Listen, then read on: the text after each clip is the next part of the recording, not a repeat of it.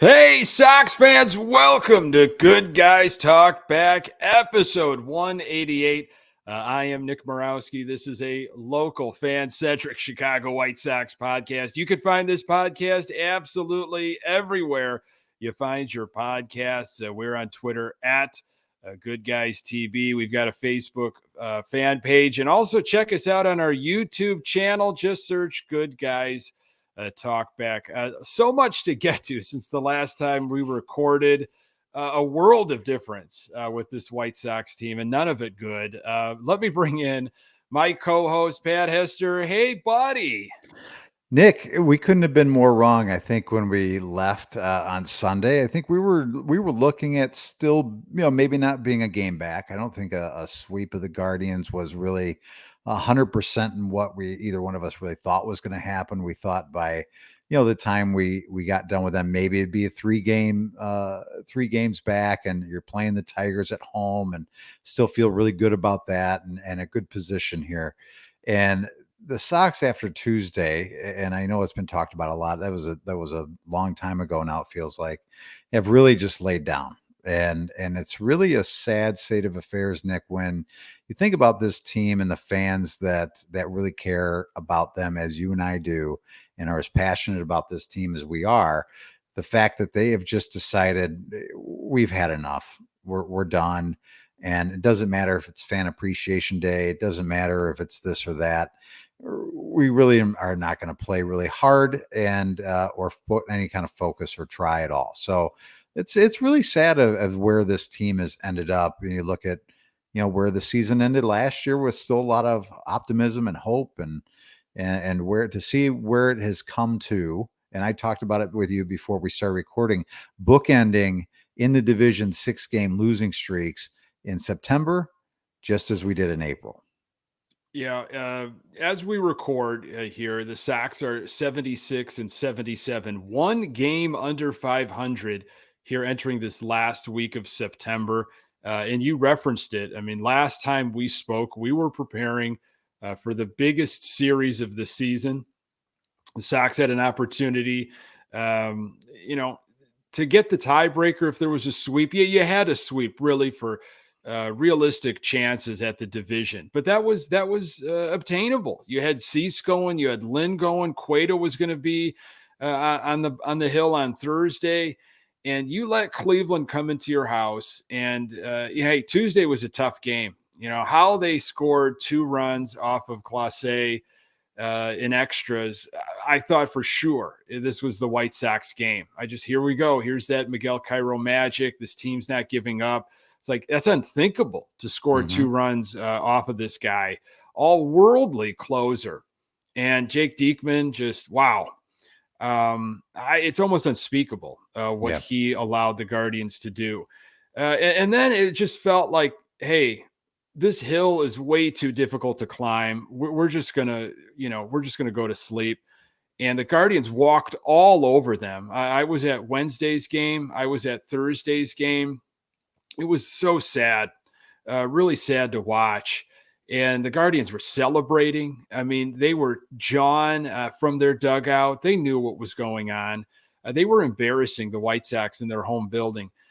And then to see what the Sox did against the last place Detroit Tigers, swept by the Tigers. Over 100,000 White Sox fans, paid attendance, I should say, for this weekend series. The Sox go 0-3 during the Detroit series, look lifeless on Fan Appreciation Day. Jose Abreu sits, which could be one of the last times fans are able to celebrate him. He is not in the game. And for the first time since 1989, the White Sox go winless during a homestand featuring at least 6 games. I'm in shock at where we're at, Pat. Yeah, I was at Sunday's game, Fan Appreciation Day. It was very curious to not have Jose Abreu in the lineup. And at that point, it really doesn't matter in terms of winning that game. But in terms of, what it would have meant maybe to the fans to have him, in the lineup that day, even as a DH, would have been something nice to do for the fans. But, what has gotten us all year, Nick, ended up biting us in the butt in that game. There was what was it, the eighth inning? I think maybe one ball left the infield, and they scored 3 runs. So, and you also allowed Javi Baez to basically do exactly. He should have been part of the Cleveland Indians. I think he felt like he played for the Guardians over this past couple days, because he had a hell of a series, and he let the Sox know it, and he showboated and rubbed our faces in it. So, and not a great time to really feel good about this team and this organization. And all we can do as fans, Nick, and as beat intrepid reporters as you and I are, is find a way to look ahead, follow the story in terms of what it's going to mean for this off season, and the the the stories that are going to come out over this off season are going to be plentiful, because they're already starting to pre-write themselves in terms of what's going to happen with the manager's position, what's going to happen with a Jose Abreu, where does this team go in terms of keeping the talent on the roster they have and moving other talent. So we're going to have a ton to discuss and break down, and not really what we wanted to discuss or break down at this point. We wanted to start talking about how you line up a pitching staff, and how this offense maybe has finally come together, but it wasn't meant to be. No, you want to be talking about maybe just a few little pieces here and there, fine tuning a couple things. And hey, there's going to be a lot of talent on this 2023 team, but that talent, as we're finding out, it doesn't do you much. It's how you play as a team. Mm-hmm. I mean, you could and we've seen other teams do this in multiple different leagues, put together on paper an all-star team. Yeah. How can this team lose?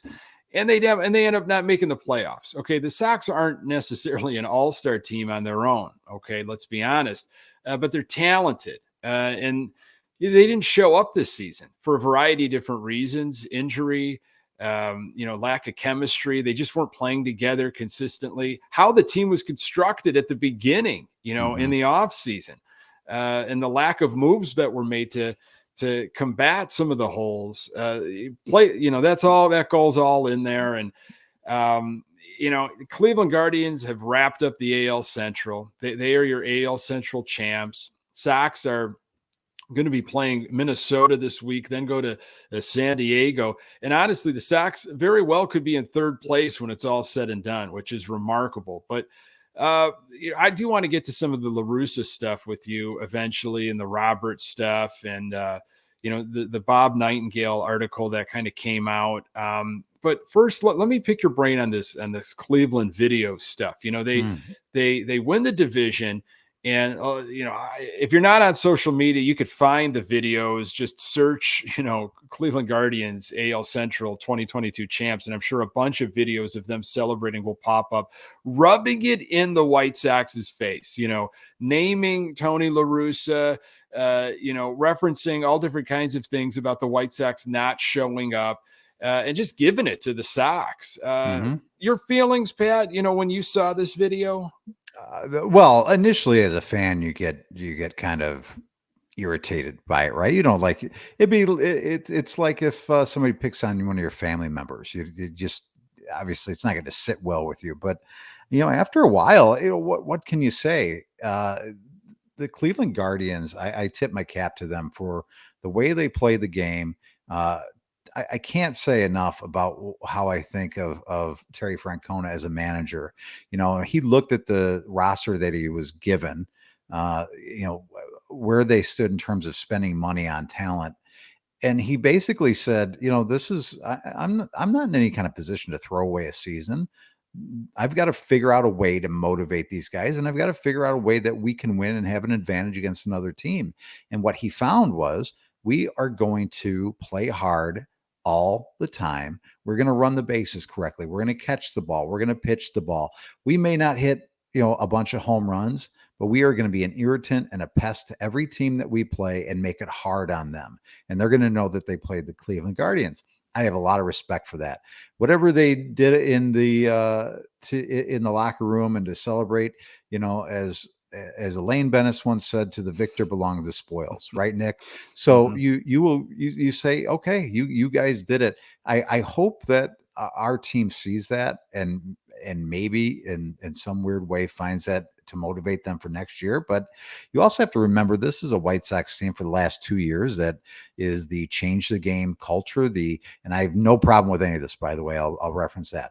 This is the bat flipping culture. This is the Liam Hendricks going ballistic after every save type culture, and all that goes into it. And then you add in a guy like a Joe Kelly that is, puts people in a bad state of mind too.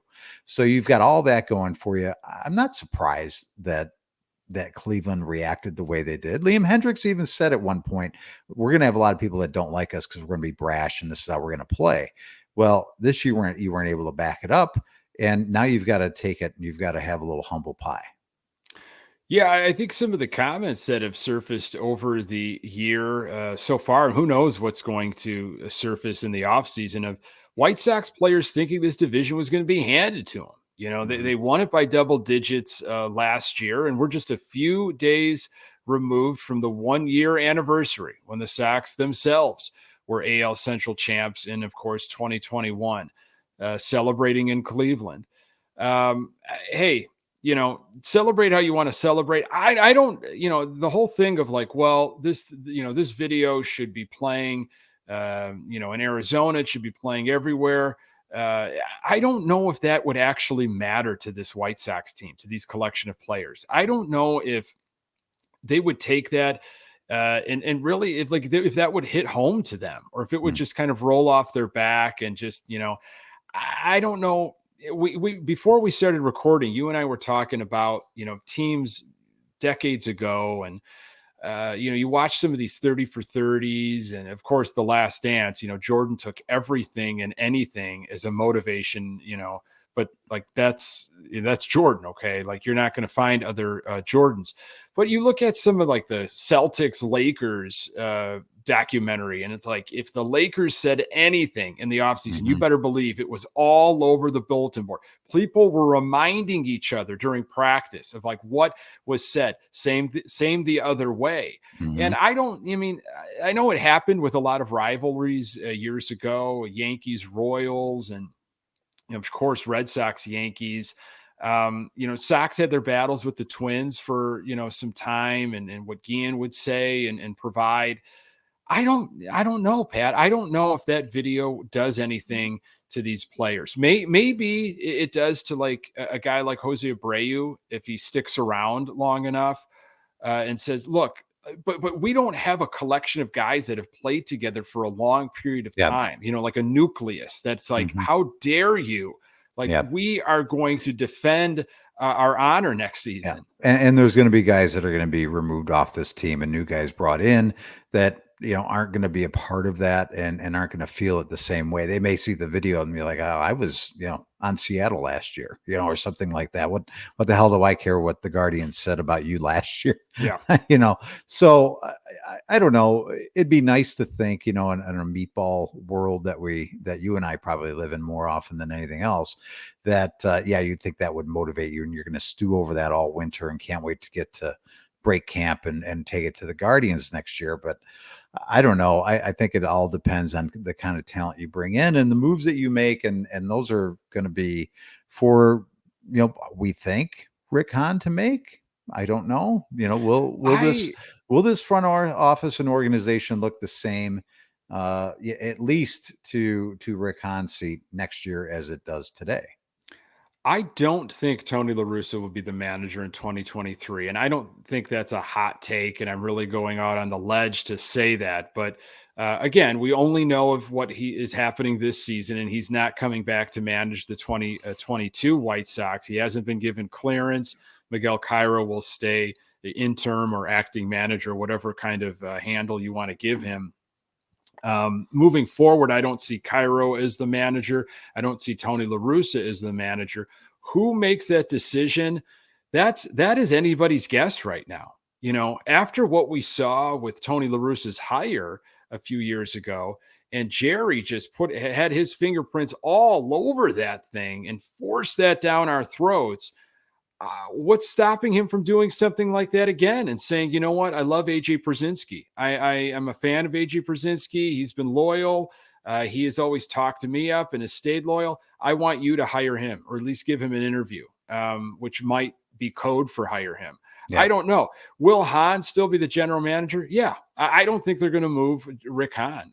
He should be moved, but I don't see, with the way this organization is run, I don't see Kenny Williams or Rick Hahn moving.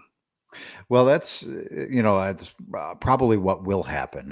What could happen is what have been mentioned about Tony La Russa not managing, but possibly being kicked upstairs. Fail into a promotion of some sort, if you want to call it that.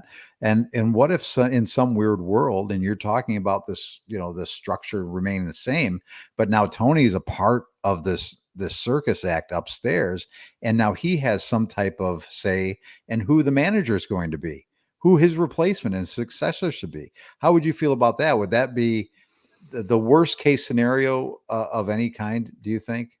It would be a horrible situation. Mm. I think that booting him upstairs, as Bob Nightingale said in his USA Today article, it just causes more problems. Mhm. It's the thing that we keep complaining about as Sox fans. It's like, done with the nepotism, done with the favors, done with the inside deals. This is run in a poor way.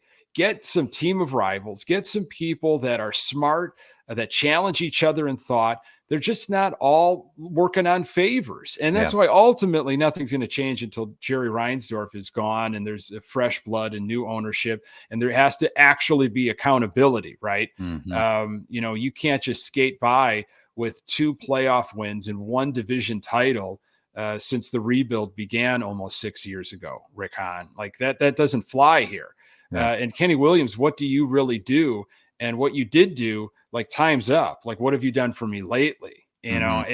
So La Russa moving upstairs, that could probably happen. I don't put it past Reinsdorf for doing that.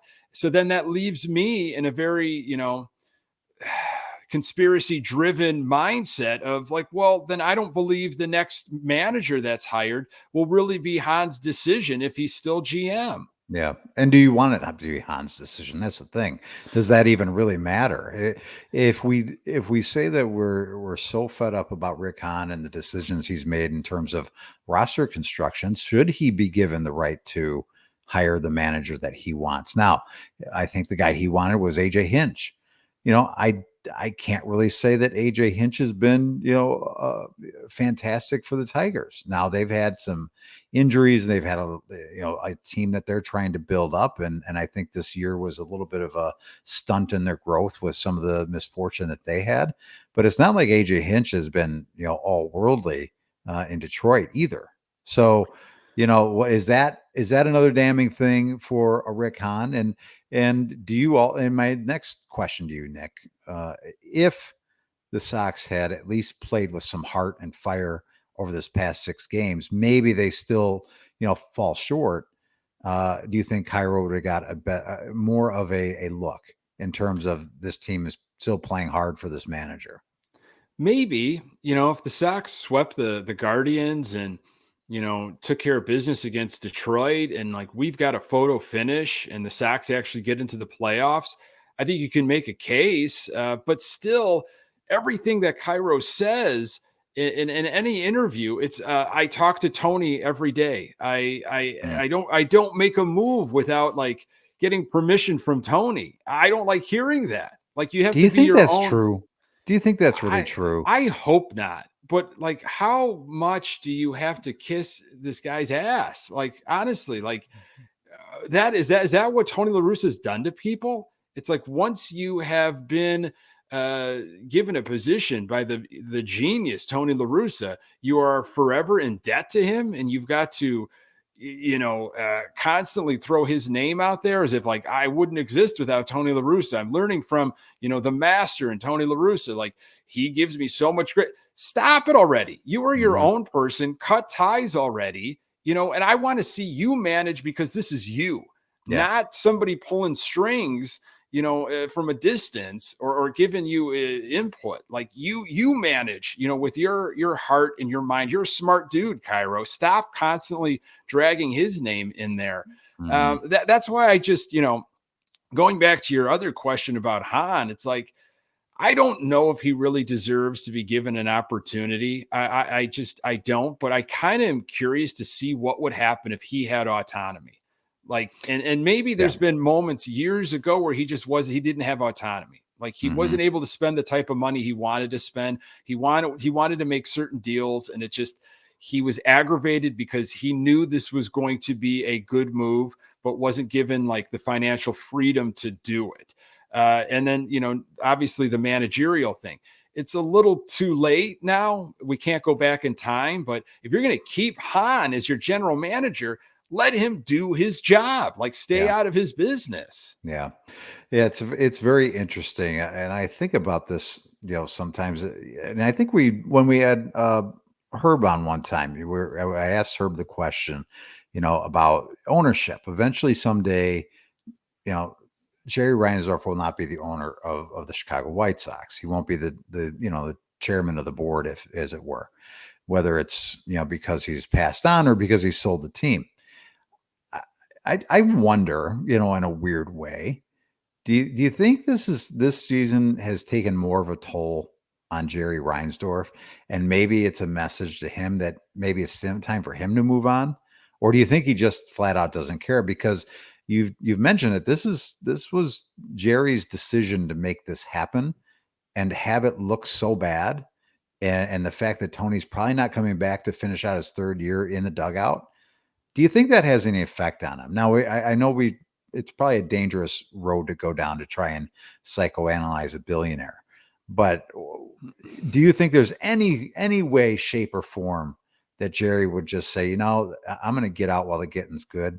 The value on a baseball team is not going to be going up, I don't think, with the way that this sport is where it's at. Do you think he looks at it and goes, "It's a time for me to move on"? I don't think he looks at it like that. I really don't. I also don't think he cares what we think as fans. I Mm, don't think he is an owner of the fans. mhm. You read these quotes and these statements from guys like Middleton in Philadelphia, who makes a statement like, "I've got more money than I know what to do with. Right now, I want championships. Okay, right now, I want the fans to have this, that, and the other." It'd be nice. It'd be refreshing to hear that. Hey, how about just hearing from Reinsdorf? When's Yeah, the last time like he addressed fans in some way, shape, or form, and said like, this did not go the way I thought it was going to go. How about that? yeah, I brought in Tony La Russa because I thought we had the pieces put in place and I thought this guy was the answer. yeah. I was wrong. We are going to do everything in our power to get this right on track. Do you think he would ever say that? Like that's what I would love out of Reinsdorf. We would love an owner that is somewhere between Jerry Reinsdorf and Jerry Jones, right? Jerry Jones, owner of the Dallas Cowboys, comes on and talks after every game, and he's breaking injury news before the team actually comes out and talks about injury news on people. So it could be that way. It could have a person that's meddling and is their own GM, and And it what be kind of success has yeah. the Cowboys had as of late? Exactly. So you need somewhere in the middle of Jerry Reinsdorf and Jerry Jones. That's a wide chasm, Nick. But if we could find that owner, that would be So miraculous. I don't think he gets embarrassed that, because he's still making money. The team is still going to make money. The White Sox organization is still, continue going to be worth far more than he paid for it. Hmm. And at the end of the day, it's like, this is what I wanted because I'm the owner. But what's sad is like, that to me is such an ego thing because that wasn't the best thing for the organization. If he had any care in the world, he would have said to some people that he trusted, if he trusts these people, or they're just loyal yes men, which maybe they're turning out to be. Do you think this is a good idea? Should I call Tony? Do you think he'd want to come back? And if somebody would have said, "Excuse me, Jerry, Mr. Reinsdorf, Tony La Russa, who's been out of the dugout for 10 years, 11 years, you want to call him?" With all due respect, I got to say no to that. Okay. Hmm. There are better minds out there that are more forward thinking with this day of baseball. than Tony La Russa. Yeah. And then Jerry would be like, okay, kidding, joking. That was just throwing names out. We're having a laugh. Like he forced that down our throats because of him. Like Yeah. not for the good of the organization or could care less what fans think. So I don't, do I think Jerry Reinsdorf has been kind to players and their families over the years? Absolutely. And that's why you get people that refuse to say a bad word. Hmm. That used to play or work for the organization. I feel like Jerry Reinsdorf has treated players and their families very well. And so there is a skewed way of thinking then about Jerry Reinsdorf. You Hmm. almost have to remove yourself from your involvement with Jerry Reinsdorf in that way and look at that as just purely as a fan. And I think you would see things different. Yeah. Well, it'll be interesting. I don't think anything is going to happen with the ownership, despite the fans want for that to happen. That's just screaming out in the night and hoping something happens, and nothing will. So, we're talking a lot about the future, Nick, and what things could change or where things could go. You had mentioned earlier about Jose Abreu not playing on Fan Appreciation Day. There are how many games left do we have, Nick? 9. 9 times we have to watch this team play. At least you will. I And do. we got a I man do. there. Hashtag we got a Yep. man there. Nick will Yep. watch it for us when we don't want to. This could be the end of the road for Jose Abreu with the 9 games left. He'll have a couple home games at the end of that. Uh, the last time that this came up in terms of Jose Abreu and his contract being up, he was very vocal about wanting to be here. I'll sign whatever contract they put in front of me. You had just mentioned the loyalty. I think he's got a big loyalty to Jerry Reinsdorf. And I'm sure Jerry has the same type of loyalty to Jose Abreu for being such a good soldier, model citizen, and a great player over his time here. This has been his family since coming This, over. yeah, Like this has really been his family. parental guardians almost. So I just wonder. It'll be very curious to see the way they go. I think, I've made it pretty clear that it's going to be a very simple separation here with the contract being up. The fact that you've got a lot of guys that play the same position. I think it's an easy time to move on from a Jose Abreu. Not because I'd like to see him go or I don't appreciate what he does. And I think he still has years left. I think he still can be productive. And I think, you know, his legs are probably not where they need to be because he's probably been fighting through and playing through a lot of pain this year that he just won't come out of the lineup for. And I think it's really affected his power. So, with all that being said, I think it's the future is with Andrew Vaughn at first and Eloy Jimenez at DH, and that kind of leaves Jose Abreu on the outside looking in.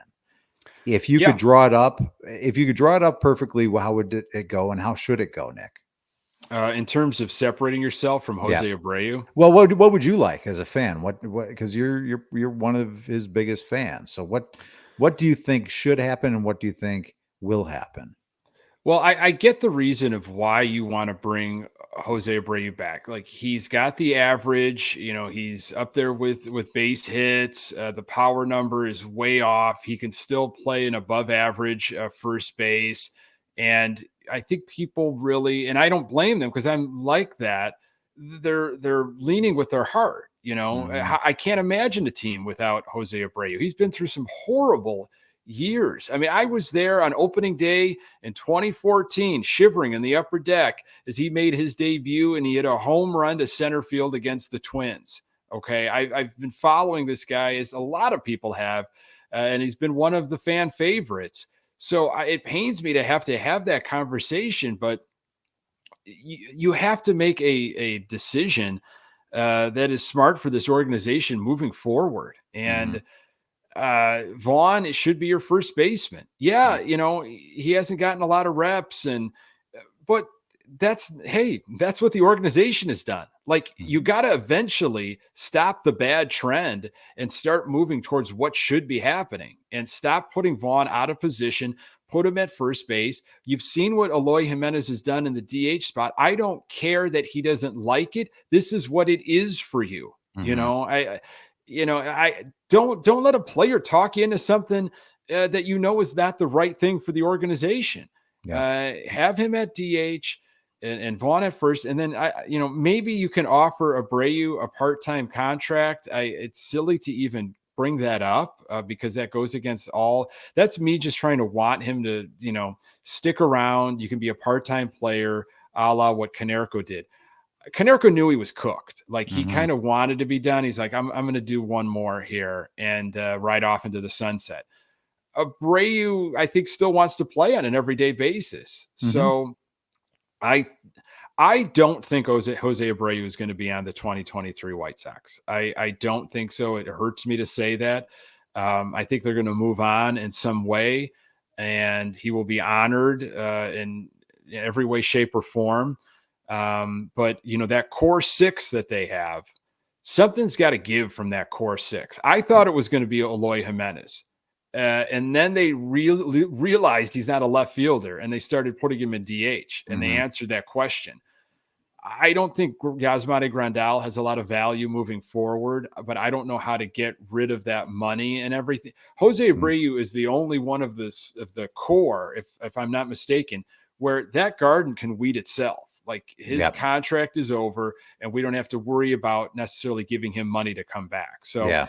in a long answer, that's where I stand on that, unfortunately. Yeah, and you brought up Yasmani Grandal and the curious case of a Yasmani Grandal and the precipitous fall from grace that it's been for him. I just don't know if it's me. I don't even know why he's playing right now. If it's me, he's had so many injury issues with the knees and the back and all that stuff, and obviously the power just hasn't been there since the end of last year. And let's not forget that the back half of last year when he came back, he was hitting the ball at the ballpark Dangerous. with regularity, and we were all over. Everybody was all over Yasmani and Grandal and how great he was. This year, again, fighting a lot of injuries, and it wasn't able to come back like he was last year. I don't know why you don't just put him on the shelf and say, just start getting yourself ready for spring training next year. I don't think it's quite as easy to replace a catcher. I don't think our system, we've never produced a lot of catchers in our system anyway. So I'm of the mind of you're not going to be able to move him anyway. I don't believe with the 1 year left on his contract, unless you can find somebody that's looking for a DH, because I don't think they want him to catch. And I think the Sox are kind of stuck with him for a year, and maybe start planning for the following year, behind the plate. But I think But are Yasmani you stuck Grandal with is. him as starter, Pat? Like because you made that contract, made that deal years ago, and hey, it was exciting when it happened. Mhm. Sox are paying premium money for a top of the line catcher, defensively, offensively. Like wow, they're doing it. They went after a spot that they needed to fill, and they got the guy. Mhm. Um, just because you did that and you gave like the largest contract in franchise history, does he automatically have to be your starting catcher in 2023? I think you have to do everything in your power to try and make it work, Nick. Right? I think he gets the benefit of the doubt, But what if unfortunately, Sebi because of the Zavala, contract. I get that, but I get that 100%. I do get it, Nick. If Sebi comes out and outplays him, then that's the way it goes. But I think you give Yasmani Grandal every opportunity to continue to hold on to that starting catcher spot. but that's just my worry is that I think they're not being realistic sometimes, the Yeah. organization, and it kind of started at the beginning of this year when Lurie Garcia got all this love and all this playing time. And, Tony La Russa in love with Lurie Garcia. He's not just a utility guy. He's an everyday guy. They gave him this, 15-year contract, this 3-year deal. And I felt like, well, we've got to play him because he was Mhm. given this money. And then Yeah. Miguel Cairo comes in and he's like, no, you're not going to play. Like, when's the last time you saw Lurie Garcia playing over the last 3 It's the only weeks? thing that's been a breath of fresh air, You is know, and knowing I'm not going to see him. so you've got a guy that you spent 15 million over 3 years just sitting while you've got Romy Gonzalez, and Josh Harrison taking a majority of the reps at second. Like I guess that's what hey, you got to keep Yasmani Grandal because of whatever the contract and no one else is going to take it from you. But I don't know if Sebi Zavala is playing better. Like, put your best product out No, there. I can't argue with you, Nick. I'm just again, I'm thinking what they're probably thinking in terms of an Sure. organization. And we're gonna give it, we've got 1 year left with him. We're gonna give him every opportunity to make sure that this works out. It may not ultimately work out, but I think they're gonna do everything they can to steer in that right way. I do want to ask you another question, and I don't mean to steer the ship tonight, but I haven't talked to you in a while, and I've just been. You're just all You get kinds to of you excited. get to talk to people every day, and you've been able to Yeah. vent and Mhm. feel. I haven't had therapy in a while. Uh, Colas Yeah. is knocking the cover off the ball in the minors, and there's a lot of people tweeting about we've got our answer now at right field. Do you do you feel like you don't even pay attention to that kind of stuff when people are making a splash in the minor leagues? That we shouldn't rely on that as our answer for next year, or do you say, "Wow, we could save some money, put it in other areas, maybe bolster the pitching staff again, and maybe we can just slide a rookie and play right field for us every day?" Man, that's the White Sox way, you Hmm. know. The White Sox way would be to anoint him as right fielder. I don't think that's a smart decision. I think he'll be playing right field if they don't make a move and they don't spend money on a legitimate actual outfielder, corner outfielders this offseason. You'll see him. You'll see him eventually, maybe late May or June. But I don't think you sit here right now and be like, yeah, we're not even going to do a free agent search. We're not even going to Mm. explore any options because Colas is out there right now and, he's going to be the next great thing. I think that would be foolish, to Yeah, not even kick the but tires. but it would be so Sox, Nick, Sure. right? Just And like for second base, you yeah. think they're going to go out and actually have a search for a second baseman and pay American dollars for a premium player? And you've got That would be White Sox too, to try and not pay with Comiskey American cash. dollars. Here's Yeah. some Comiskey cash that nobody takes anymore. You can feed your family when they come out to the ballpark. Get some soft pretzels on us. Here's a And Billy it's four Pierce. dollars. It's Yeah, $4. You can't get anything for $4 with yeah. Comiskey cash. Give me a I break. mean, second base will be Danny Mendick, Romy Gonzalez, Lenine Sosa, maybe Lurie Garcia still fighting for that spot. And I think Danny Mendick's going to be your second baseman. You think Even so? I again, like, You why love won't? Danny Mendick because of the mustache. I Well, know you do. I mean, I like a guy that's like a seventh, eighth, up teen rounder that has to like crawl his way. And Yeah. like he was productive. I mean, I don't know if he would be able to sustain that for a whole season. But again, the Sox aren't going to go out and have a legitimate search for a second baseman with power. Now, the Andrews thing is interesting because Hmm. Elvis Andrews said on 670 The Score this past weekend, I want to be back with the White Sox in 2023. I'm willing to change positions. Hmm. Well, that's interesting. It's like you really want to come back to this. You've seen what this is like, and you want to be back here. Okay, that makes things really interesting. I think he's a Scott Boras client. I could be wrong. I'm sure he's going to want top dollar for his guy who kind of had a resurgence towards the end of this season. Yeah. I mean, How old is it Elvis Andrus? I think he's been in the league. Was it 13 years? Does that yeah, sound he right? could I be in know his it's early 30s, right? okay. I mean that you could talk me into that. I'm okay with that. And I'm okay with, the utility, infielders fighting out that position, whether it's a Sosa or it's a Mendick and whoever that might be. And you know me, Nick, in terms of what I value more, it's right field over second base. So if you're going to tell me this is what you're going to do at second, is this, witch's cauldron of players that you're just going to, put all in the But pot and try and scoop one out. But I really would. I'd really like to see what they're going to do in right field and have a real plan this have time. have a real plan in right field. And spoiler, it's not Gavin Sheets. Okay, it's not. It's Gavin not. Sheets should not be on the White Sox next year. He Yeah. should be packaged up and traded for a team that will actually play him at first base and maybe a left-handed DH. I do Yeah. not want these, hybrids of yes, we're going to need some lefty at bats, but that means Sheets is going to stealing for a guy like Vaughn who needs his at bats. Yeah. Sheets is not a right fielder. Don't make him a right fielder, just like Yeah. Vaughn isn't a left fielder or a right fielder. We got beat so many times this year on our outfield. How Yeah. they cut for balls, how they even hitting the cutoff man, for Oh God's Lord. sakes. Teams took advantage of the lack of speed at the corners and the accuracy Yeah. that they had. So There's no doubt about it. I It just, was tough to going back watch. to the second base thing, though, even though I think it's probably going to be a guy like Danny Mendick, I'm not happy about that. I want to finally stop the revolving door of second baseman. Like, find your future second baseman. Find a guy that's going to be here for like 4 or 5 years. So if Henderson's really going to be at shortstop for, the rest of his time, at least on the contract and maybe beyond, I don't know what they're going to do. Have some chemistry between shortstop and second base. Yeah. Have some chemistry up the middle instead of new guys being put in every so often.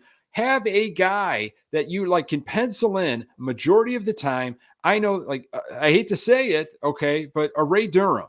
All Mm. right, how we didn't know what we had with Ray Durham. What Yeah. did they get the Sox ultimately? Okay, not to the championship, but we had a guy that you could concentrate on Yeah. as this is my second baseman. Yeah, and we definitely didn't appreciate Ray Durham when he was here because not an all-star, not a perennial fantastic player or anything, just a solid baseball player, and that's what I'm really looking for again, Nick. When I'm talking about I don't need to spend a lot of money, I just need a solid player who's going to play the position well, and is going to show up in the box and be able to get the job done when it needs to get done, whether it's moving a guy along and then put one over the fence every once in a while. I'm not really asking a lot because theoretically this team should be able to put the ball over the fence with the other guys in this lineup. They just haven't, Yeah, because of if whether it's because of health or because of other reasons, beyond my knowledge. But yeah,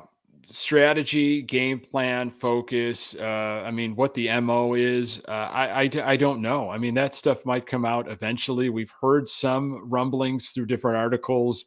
Ken Rosenthal and others about, you know, Tony La Russa's it is my way or the highway mentality, and if he doesn't like a philosophy or the way something's going, how dare you bring that to me as a bench coach, as as a member of the staff?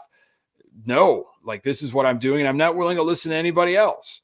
mhm, I don't know how much of that is true, but let's just like take a moment here and just like all the stuff that we've been talking about. This feels like 2019 stuff. This feels like 2020 stuff. Like, all of these questions should have been figured out already as we enter year 2023 mhm. this offseason shortly. Yeah. And that's where I feel like we're even further than where we were in 2016, perhaps. I don't know. I I don't could think be. I'm a little bit more optimistic about what next year is going to be. I don't just think you're going to roll over and win this division again next year, but theoretically, this team still probably has more talent than anybody else in the division. Whether they have the will, the TWTW or not, that's a different story. So it's talent. I will agree with you. There's still going to be a lot of talent, and I hope the correct moves are made, not only with the manager, and who knows what kind of coaching staff will remain. That's up to usually the manager, and then again, we're just assuming that Tony La Russa is not going to be back in 2023, and then that brain trust, that group gets together and they're like, where do we what kind of identity do we want for our White Sox team? What do we want to put out there on the field? And we say to everybody, this is the White Sox way. This is how we're playing baseball, and this is how it should be played in the farm system, and just all the way through. And what guys bring that to the Yeah. club? Like, what guys do we really want to focus on? Yeah. You know what, Nick? A lot of, big companies bring in outside consultants to kind of give you a different viewpoint that you can't see because you're too close to the situation. I would love it if the Sox would bring in a consultant and just say, these are the things that I see. that you need to do to improve your organization. It needs to be here. It needs to be, change this person out. This person's too much of a yes man. Your culture here is broken, because sometimes you just don't see it. That'll never happen, Nick, but it would be nice to have a third party, unbiased, consultant come in and really give the front office, a what for. It's happened in other organizations. Yeah. I think an MVP Machine is a great book. I know a lot of folks have read it. It's been out for several years, but other teams have done this where they've brought somebody in. Like, where are we? Where are our blind spots? Hmm. Where do we need to bolster? Where do we need to get better if we're going to hang with some of these teams and what they're doing? Yeah, I mean, there's so much that is going on behind the scenes that we're not even hip to, and I feel like the numbers are starting to come out of how lacking the White Sox are as an organization, and on the time, energy, positions they dedicate to some metric minded opportunities that is the way baseball is going. Yeah. A balance is great, but you don't even really have a balance right now. Yeah. So I don't know, Pat. It's a sad recording here. This Yeah. is not the type of episode that I thought we would be doing very late in 2022. It's disappointing. I mean, I speak for all Sox fans of like just the shaking your head, Hmm. just a pit sickness, like a pit in your stomach. And people will say to me, "Just stop watching." I'm not wired that way. Yeah. Okay. I can't just stop. I mean, Hmm. I'm a multi-generational Sox fan. It's in my blood. And I'm going to keep, following this team. This is the team I love. And I just ask a lot of them, Hmm. and I don't think you asked a lot. I should Nick, say I this hold them to high team, standards. right, right. They haven't delivered on their side of the relationship, when you haven't been able to win back to back divisions in your team's history. We don't ask a lot of this team. We ask for effort, and you talked about with the having analytical minds and how they're so short. That's a lot of part of it. The other part of it is you got to have some heart and some attitude on Yeah, this team too, sure. because again, you got your ass beat by a team that had more heart, more attitude, more baseball moxie than you had. And you got to take some of that away. There's a lot of things you can glean from other organizations. You can look right in your division and find one that really, really just beat your ass this year. Yeah, I would say there was some fire and swagger for about 2 weeks when Cairo had them at like 13-5 or something, and Hmm. we were winning games we had no business winning. There was no give up. Guys were picking up each other. We were playing the type of baseball we thought we were going to play. Home runs leaving the ballpark at a record clip. I mean, we were tops in baseball in a lot of categories during that Hmm. run. And then it just kind of all came crumbling down. You'll hear Lance Lynn and Giolito make reference of it's not surprising we're in this situation. We've been in this situation all year long. Okay. My follow-up question would be, well, why are you in this situation? How, Hmm. how how did this team get in this situation? I understand that at the end of the day, we are pretty much a 500 team. That's what we've kind of been all season long. But why is it like that? What It has almost gone sounds wrong? what those comments there make me feel like they finally just feel sorry for Yeah, themselves. yeah, And they've been taken to the, and again, I don't want to blame everything on injury, but they've been taken to the mat so many times by the injury bug, and I think they finally just said, "Uncle, no more. I self-fulfilling can't." prophecy. Yeah. It's and so I think that's a little bit of what you're going to get from Han if he ever does speak. After the season wraps up, you're going to hear a lot of that spin. He's already said it in interviews recently about like how the resilience that they showed, and it's a lot of hot garbage. I want to see action. I want to see Hmm. change. There needs to be a different direction. There needs to be new leadership, a new attitude, like you said, and there should be some folks. It should look different. It's going to be a talented team, but it should look different. Yep. Yeah, it should look different and bring back win or die trying. That should be the mantra for next year. Not change the game, win or die trying every game, because Yeah. it's got to start in April and it's got to be a sustained thing all the way through the end of the season. Yeah. Pat, always a pleasure, buddy. I mean, these Yeah. are therapeutic, and I hope other folks feel that way. We're in a mess, but we're in it together, I guess. Yeah, I feel great now. I've been stewing for about a week, so Hmm. Yeah. I feel good. Thanks for taking my call. Yeah. You got it.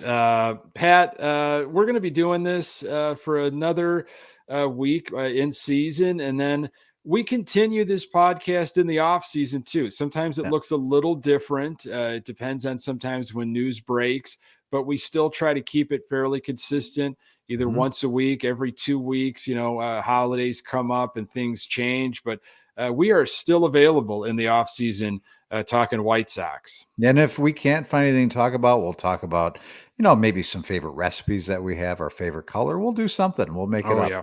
It'll be fun. Absolutely. Folks, it is always a treat talking White Sox with you. We're going to say goodbye to my co host, Pat. Buddy, we'll see what happens this week. And hopefully, it's a little bit of a cheerier podcast next time. Yeah, we'll see if it's important for them to finish over 500 and at least in second place, and they'll show us by their actions for sure. Really appreciate you spending time with the Good Guys Talk Back podcast. You can find the podcast absolutely everywhere you find your podcast. We're on Twitter at Good Guys TV. We've got a Facebook fan page, and find us on YouTube. We've got a YouTube channel. Just search Good Guys Talk Back. For Pat Hester, I am Nick Morawski. Until next time, go Sox.